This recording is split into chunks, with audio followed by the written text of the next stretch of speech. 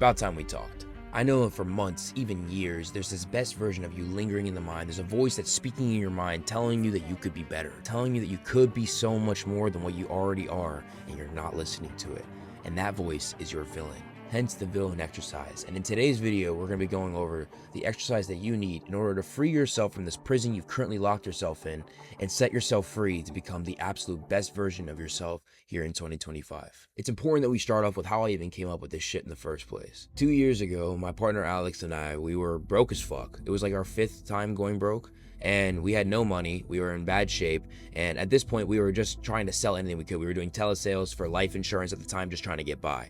And we were still smoking a lot of weed at the time, and we were just feeling sluggish every single day. It just wasn't it. Like in day-to-day life, we felt like lazy. We knew that we weren't capitalizing on our true potential. And there was one day where I saw this video of Andrew Tate talking about how in this world there are versions, you need to imagine a version of yourself, a perfect version of yourself that is just everything that you are not, essentially. How in life we all live in a hero's journey. Like we're all superheroes living in our day-to-day life, and we have to start viewing ourselves that way. And for every great hero story, there's always a villain.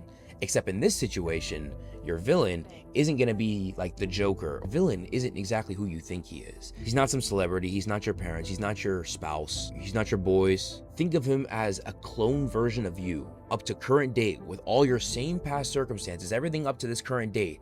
But the only difference about this version of you is that he does everything that he knows he must, no matter how he feels. And the reason why you can't compare this villain of yours to anybody else, and it has to be a version of you, is because you can't truly compare yourself to anybody else. It's unfair for me to compare myself to you to compare yourself to me, and for you to compare yourself to like Andrew Tate. You can't compare yourself to other people. Like we all have different circumstances, different upbringings, different ways that we do things in different environments with different influences. We're all different. We all have different objectives. So what you need to figure out is who's that version of you that is doing everything that you know you have to do on a day-to-day basis to conquer that best version. Hence the villain exercise. Now it's really important when you're creating this villain to be very specific and very detailed. I have all my one-on-one guys do this exercise, and every single time they do it, they don't do it with enough detail, so I had to send them back 3-4 times to do it again. That's very important that you actually put a lot of thought and effort into figuring out who this person is. But who is this villain, this version of yourself? Because he's not just a guy that does certain things that you don't do. It's not just that, it's much more than that, and you have to delude yourself into believing that it's much more than that. So think about this guy. How does he view the world? What does he do on a day-to-day basis that makes him him? What makes him different than you? How do the people around him feel about him? How do his parents feel about him? How does his spouse look at him? How does he feel about himself? Essentially, the villain exercise is pretty simple. The exercise itself is literally just 40 points. You're gonna write down on a piece of paper 1 through 40, 1, 2, 3, 4, 5, all the way down to 40. And with each of those 40 points, it's gonna describe a different thing about the villain. This perfect version of you that does everything that he knows he must, regardless of how he feels. Now, with these 40 points, like I said, you need to be detailed. You can't be bullshitting it. Like, you actually need to invest time and effort into figuring out who this person is if you ever hope to become him. The way I do it is I sit down at night, I'll light a candle, and I'll have a glass of water next to me, and I'll turn everything off. No music, no nothing. I'll just sit there, and I will have a pen and paper, and I will think. Try your best to see this guy's life in first person. So when he wakes up in the morning, what is the first thing he does? Write it down on a piece of paper. Not he wakes up at 5 a.m. No, he shoots out of bed at 5 a.m. every morning and does 10 push-ups to start his day. That would be point number 1, for example. But try to envision his life in first person through your own mind. See it like almost like it's a movie, right? So he wakes up, okay, so he's doing these push-ups. Then after that, he goes to the bathroom and he brushes his teeth. And as he's brushing his teeth, he looks in the mirror. What is he saying to himself, like, while he's looking in the mirror? How does he feel about himself? How does his body look? Like, figure out who this person is. How does he feel about himself? What are his day-to-day habits, right? What is his morning routine? What is he doing? And then after he gets out of the bathroom for doing that, what does he do next? When does he go to the gym? Does he go to the gym? Is he fit? Like, these are things you have to consider. You need to think about everything about this person, about who this person is, what he does every single day, how he views the world, how other people view him. You need to know everything. It would be inhumane for you to think that you're going to take on an opponent without knowing everything about that opponent. You just simply won't win. You'll get fucked. So you're writing these 40 points, right? The goal of this exercise is not for it to be fast. A lot of you guys are going to take a second, you're going to write down the 40 points, and you're going to try to knock it out as fast as humanly possible. Some of you guys will finish it in 10, 15, 30 minutes, whatever. This took me 3 hours.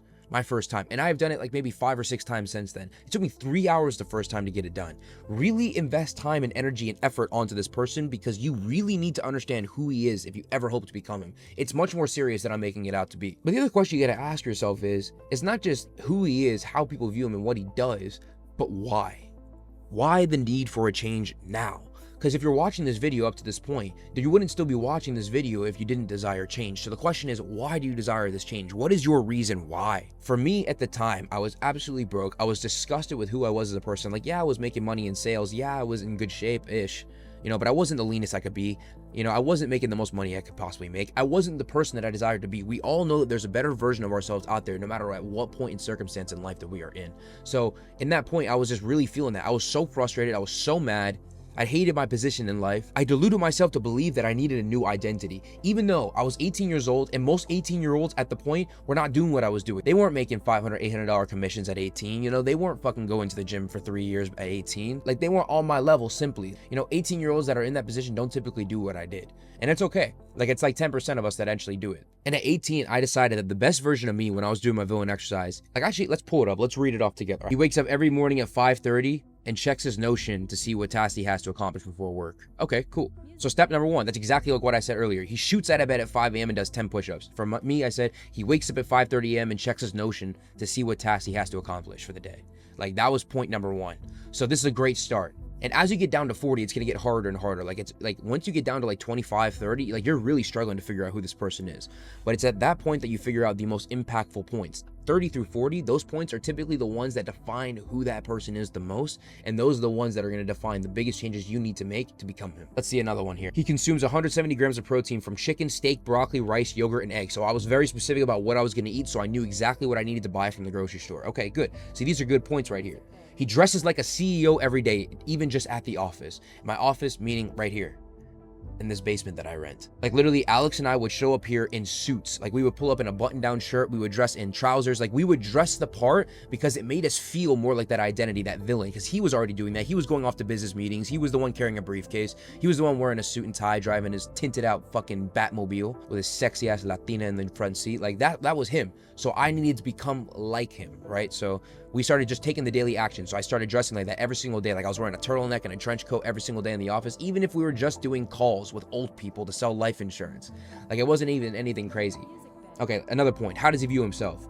He's proactive and finds more tasks to complete even after he already completes everything. So that just means that he never wastes time. He's ambitious. Like, this is, now I'm getting an idea of who this person is and how he is. He doesn't use his phone until after 9 a.m. He wakes up every morning at 5:30 and he doesn't use his phone until 9 a.m. So that tells me that in the morning, he likes to win his morning. And to win his morning, he doesn't use his phone. He only does things without his phone in order to win his morning. This is powerful shit that you have to take advantage of and really focus on. He never watches TV or movies. He reads books and studies his courses. So this tells me that instead of going to other dopamine sources, watching Netflix, doing any of that bullshit, I was reading books. And every single morning at 5:30 after I checked my Notion, I would read a book. At that point in time, actually, it was this book that I read, Sell or Be Sold by Grant Cardone. Now, granted, this book is pretty stupid. Like, I didn't really learn anything about sales from this book. But what I did take away is how in life is a sale. It's either you are getting closed or you are closing somebody else. And no matter what the situation is, no matter what the circumstance is, life is all a sale. So that was the biggest takeaway I took from this book. And I used that every single morning as I was reading in order to fuel me into my future direction. And like I said, points 30 through 40 are really going to be the most defining of who this person really is and how you need to become him. And genuinely, the last point is usually the most impactful. On my villain, I wrote, number 40, his priority is freedom and wealth. He will sacrifice anything to achieve it and won't stop until the job is done. That was the solidifying point.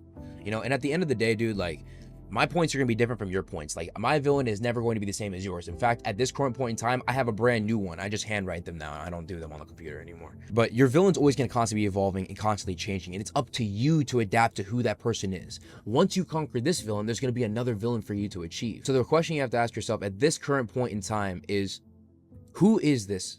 Who am I going to become? And is it worth putting in the sacrifices and making necessary changes in order to become him? The way that I implemented my villain too, like, you can just write this list, but that's simply not going to be enough if you hope to become this person. So what I did next was I implemented what's called Mes del Diablo, which is basically just Spanish for the Devil's Month. And it was basically a 30-day window where every single day I made 5 non-negotiables of what my villain did every single day, whether he dresses like a CEO, like I said earlier, he wakes up at 5:30 a.m. and checks his Notion in the morning. He trains every 7 days a week, like whatever it is. Like I would make 5 non-negotiables from my villain list and I would implement every single day. And once those became second nature, after 3 days to a week, I would add 2 to 3 new ones. And eventually after those 30 days, I was more shredded than I'd ever been in my entire life at just 18. I was about to go to my first trip out the country with my boys to Mexico for 10 days, paid in full. And honestly, dude, it was a highlight of my life. It was fucking awesome. I had never been such a savage before. I was running 5 miles a day. Like I became the unknown.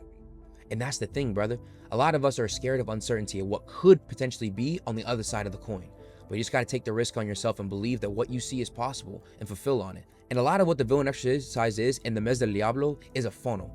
It's going to funnel out who the doers are and who the bullshitters are. But yeah, that's all for the video. Subscribe, like the video. Peace.